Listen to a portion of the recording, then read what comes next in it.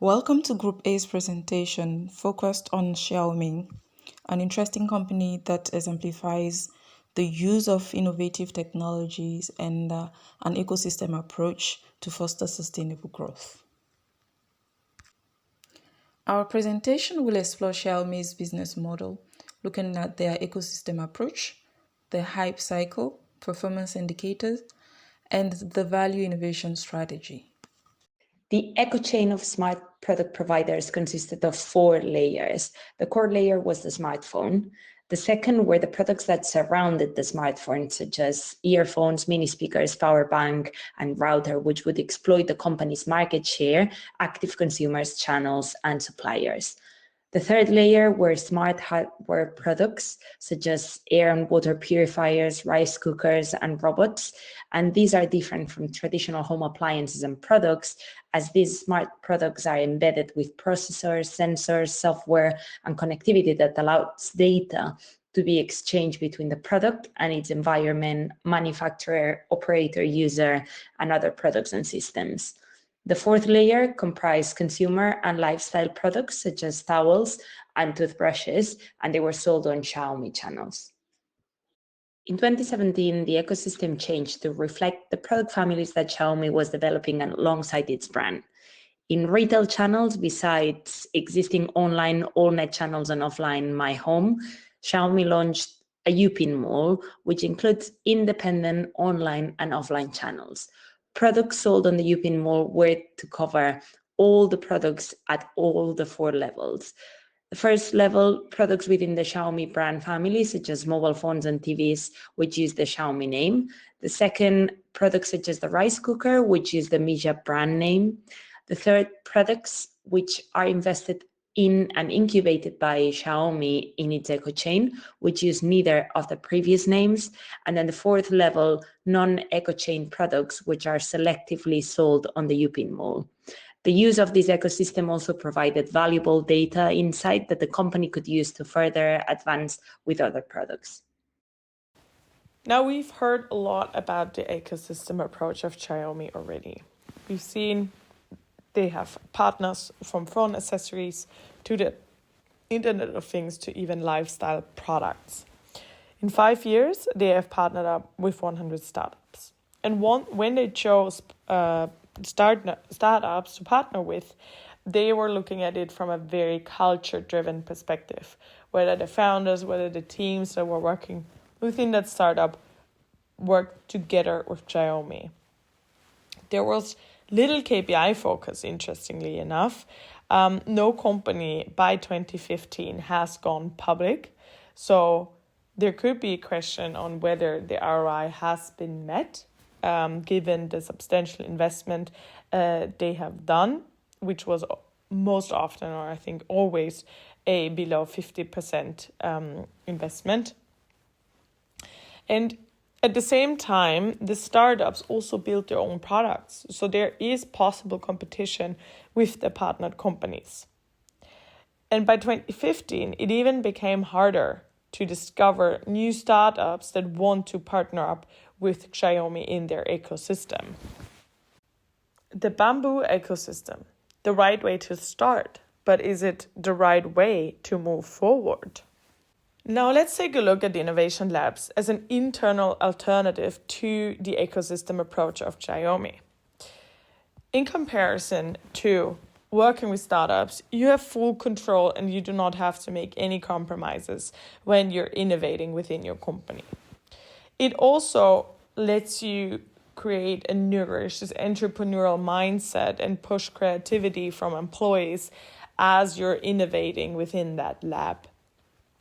You're also not partnering up or creating direct competition if you innovate within Xiaomi, whereas working with startups that have a product that might be a competition of your future product itself. It is also easier to start, meaning you do not have to invest so much as when you buy a certain stake in a startup. Of course, you have to invest some money, but it is most probably less than when you have to invest in an external company. At the same time, we already know that the cultural fit is there because those employees have already worked for you. They are aware of the culture you have created, and therefore it is the best cultural fit for Xiaomi. Since you're building the products yourself after they have been proven, you can make use of your existing supply chain and network, and of course the data you have at hand without needing to share that with an external company. Xiaomi itself is also staying relevant as a company when you innovate in-house, because otherwise you're extremely dependent on startups to be innovative, whereas this way you can control the innovation yourself.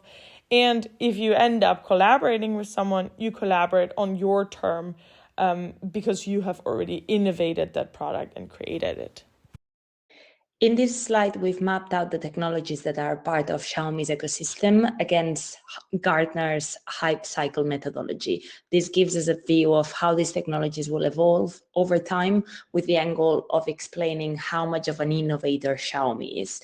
If we look at Xiaomi's ecosystem, we can see that they have different technologies spread across the entire cycle. Security, for example, with its home security camera and AI, define the innovation triggers with its potential to reach its peak in the coming years. The Internet of Things is starting to go down the peak of inflated expectations, and technologies such as robot vacuum cleaners, smart bulbs, air purifiers reached their peak of inflated expectations only a few years ago, but innovation in this stage is currently limited. However, with artificial intelligence and data collection playing an important role in Xiaomi's strategy, the position can shift in the years to come. And then smartphones and wearables, which include Xiaomi's buds as well as smartwatches, have gone through the cycle and are currently in the plateau of productivity. The mainstream adoption of these technologies has taken off, and the mass consumer audience has seen the real world benefits of these technologies already. The performance indicators of Xiaomi will look at the business model as well as the product service delivered and the environmental impact. On the business model, this is the value add of their new investments, looking at the identification of these new companies and the relevance of their products to the Xiaomi product. Because the ultimate goal of Xiaomi is to build the attractiveness around their own product line. In addition, an effective ecosystem management is a vital component as it forms the basis of their IoT product lines. More specifically, for the KPIs, we'll look at product designs and management, supply chain, distribution networks, industrial designs, quality assurance, and the likes. But for the customer service, both online and in-store, we have different indicators such as the speed of service delivery and customer loyalty garnered. The financial performance is quite standard for most companies, but an environmental impact indicator will also help in terms of garnering new customers, as it's quite the trend. Value innovation anchors innovation to the value it gives buyers, not to the newness or cleverness of the technology. It is the cornerstone of market creating strategy for profitable growth. Xiaomi has harnessed this as a business and has asked the question, how does our offering make buyers' lives dramatically more simple, convenient, and stylish?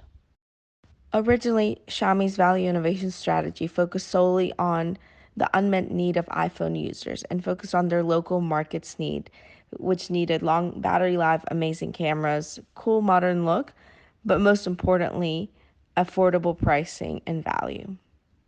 Specific to the phones, Xiaomi delivers more than 90% of the functionality of an iPhone for less than 50% of the price, giving them a competitive advantage.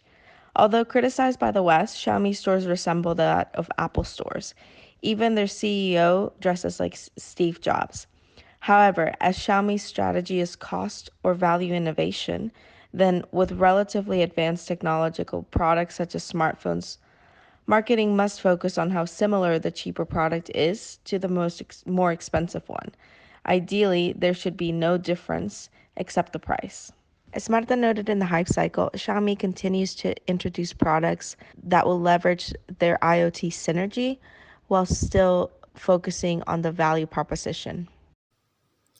In all, Xiaomi's growth is attributed to its well-established ecosystem, staying ahead of the competition by leveraging existing data and building customer intimacy, while also making design and innovation the core of their business strategy.